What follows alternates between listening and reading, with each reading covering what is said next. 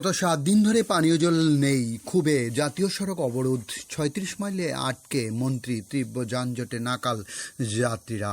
পানীয় জলের দাবিতে এবার খুবে বিস্ফোরণ ঘটল ২৯ কৃষ্ণপুর বিধানসভা কেন্দ্রের অন্তর্গত ৩৬ মাইল এলাকায়। দীর্ঘ প্রায় 7 দিন ধরে পানীয় জল না পাওয়ায় অভিযোগে আজ মঙ্গলবার সকাল থেকেই আসাম আগরতলা জাতীয় সড়ক অবরোধ করে বিক্ষোভে সামিল হন এলাকার ক্ষুব্ধ জনগণ।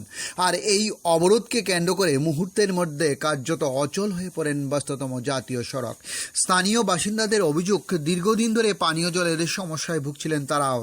গত প্রায় 7 দিন ধরে পরিস্থিতি আরও ভয়াবহ আকার ধারণ করেছে। বিষয়টি DWS দপ্তরের নজরে আনা হলেও সমস্যা সমাধানের পরিবর্তে দপ্তরের তরফ থেকে একের পর এক তালবাহানা করা হচ্ছে বলে অভিযোগ। শেষ পর্যন্ত পানীয় জলের দাবিতে বাধ্য হয়ে জাতীয় সড়ক অবরোধের পথে নামলেন এলাকাবাসীরা।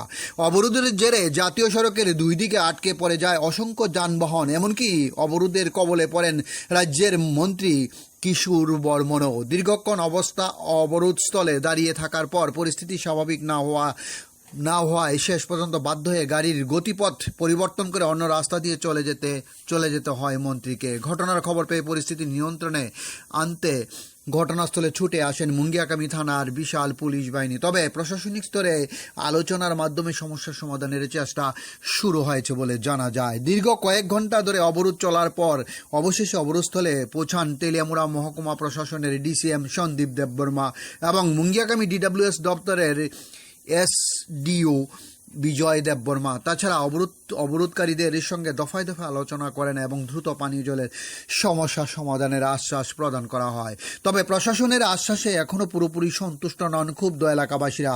শেষ খবর লেখা পর্যন্ত অবরোধকারীরা জাতীয় সড়ক থেকে সরে দাঁড়াননি এবং অবরোধ প্রত্যাহার করেন অব্যাহত রয়েছেন। এদিকে দীর্ঘ ঘণ্টা এই অবরোধের ফলে আসাম আগরতলা জাতীয় সড়কের উভয় দিকে তীব্র যানজট সৃষ্টি হয়েছে।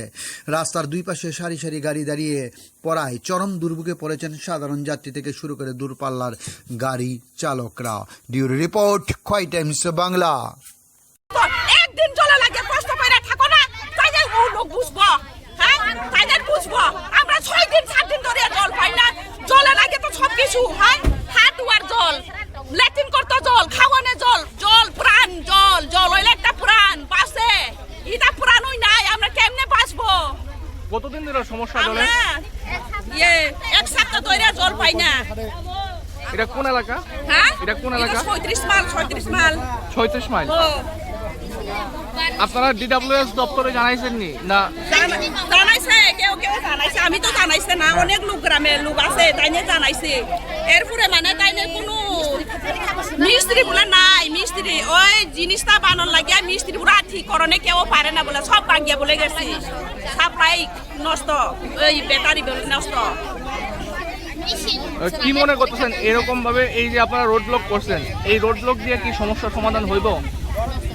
হইতেই পারে, আমরা তো কষ্ট তো হইতেই পারে লাগে তো আমরা দাঁড়াইছি। আমরা তো এখানে ভালো লাগে দাঁড়াইতে না, আমরা তো কষ্ট লাগে তো দাঁড়াইতেছি। আমরা বাড়ি করে অনেক কাজ আছে, এটা কাজ ফালাই আমরা আইএম বলছি। কত পরিবার আছে এখানে? এখানে মানে 60-70 পরিবার আছে। এই জলের সমস্যা